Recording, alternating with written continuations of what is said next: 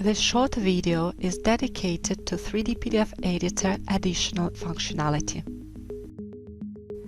Printing in 3D PDF Smart doesn't require any specific knowledge to produce smooth PDF documents, which are easy to navigate thanks to 7 preset views. Clicking on these views, you can easily explore the 3D model. So 3D PDF Smart allows you to choose rendering and lighting settings, yet the format of a 3D PDF file and of its views is fixed and automatic. The 3D PDF editor adds some important functionality. First of all, the editor allows you to create leaflets and brochures like this one in your own format and with a 3D model which you can explore through your images.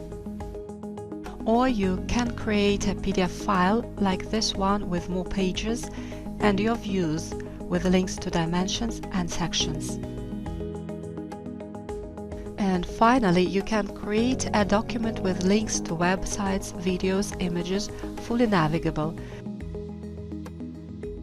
where a perfectly integrated 3D model represents the most distinctive feature of the document.